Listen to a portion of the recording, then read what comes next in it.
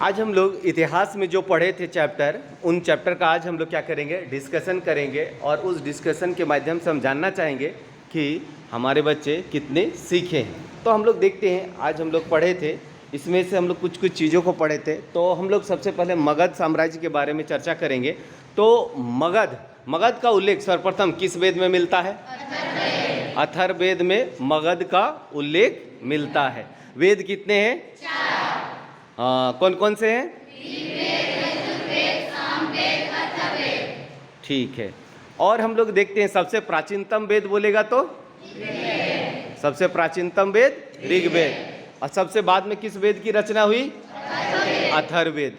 और मगध का उल्लेख सर्वप्रथम किस में मिलता है? अथर्ववेद में मगध का उल्लेख मिलता है। और हम लोग जानते हैं, वेद तो हम लोग देख लिए थे, और वैदिक सभ्यता को भी हम लोग पढ़े थे।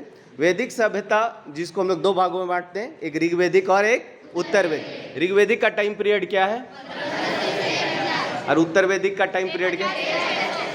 1000 से 600। 1000 से 600। इसके बाद हम लोग देखते हैं कि इस हर्यक जो मगध का पहला वंश था, वो वंश का नाम क्या था? हर्यक वंश। और हर्यक वंश का वास्तविक संस्थापक कौन था? बिंबिसार।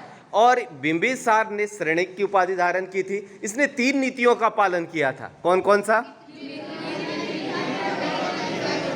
युद्ध की नीति, दूसरा, तीसरा, और हम लोग देखे थे विवाह की नीति के तहत मुख्यतः यह 3 राजघरानों में ये क्या करता है? वैवाहिक संबंध स्थापित करता है।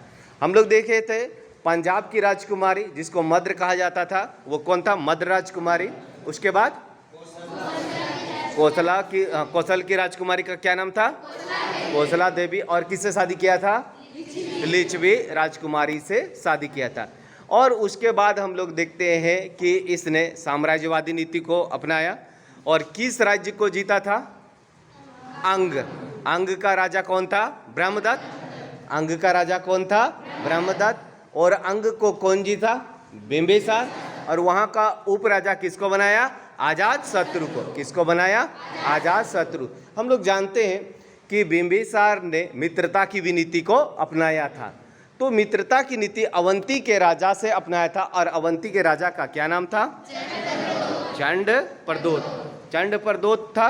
और इस चंडप्रदोत किस बीमारी से पीड़ित था? पांडुपीलिया या जॉन्डिस।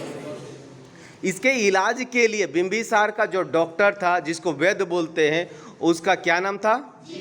ये किसका पुत्र था? साल्वती का पुत्र था। और हम लोग देखते हैं यह साल्वती का पुत्र था। इसको कहाँ भेजा गया? अवंती के राजा का क्या नाम था? और उसको वो क्या करता है? ठीक कर इलाज करके स्वस्थ कर देता है। और इस प्रकार बिंबिसार और अवंती के राजा चंडप्रदोत के बीच मित्रता का संबंध स्थापित होता है। क्लियर हो गया? उसके बाद हम लोग देखे थे इस बिंबिसार की हत्या कौन करता है? बिंबिसार की हत्या कौन करता है? अजातशत्रु। और अजातशत्रु हत्या करता है। और कुणिक के नाम से किसको जाना जाता है? अजातशत्रु को। और अजातशत्रु के शासन काल में हम लोग जानते हैं कि अजातशत्रु ने बिंबिसार की हत्या की। यानी इस वंश ने पुत्र पिता की हत्या किया था, जिसके कारण इसको पितृहंता वंश भी कहा जाता है। किसको कहा जाता है? कौन सा वंश? हर्यक वंश को। हर्यक वंश को क्या कहा जाता है? पितृहंता वंश कहा जाता है। क्लियर है? इसको क्या कहा जाता है?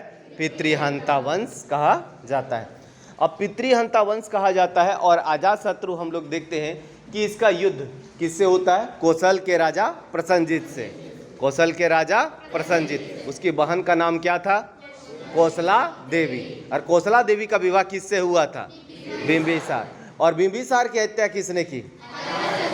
तो अब युद्ध किसके किसके बीच में होगा? अजातशत्रु और प्रसन्नजित के बीच में। और इस युद्ध में कौन जीतेगा? अजातशत्रु। फिर अजातशत्रु देखते हैं कि लिच्छवी को विजय प्राप्त करना चाहता था। और वो वज्जी संघ था। वज्जी संघ में कितने राज्य थे? 8।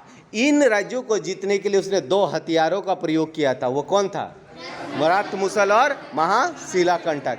लेकिन उस वज्जी संघ को तोड़ने के लिए जो 8 राज्य थे, उसमें 2 गुप्तचरों को भेजता है। कौन कौन? सुनीद और वस्कर को भेजता और उसको तोड़ देता है। और लिच्छवी पर विजय प्राप्त करने के लिए 2 हथियारों का प्रयोग होता है। वो क्या क्या रहता है?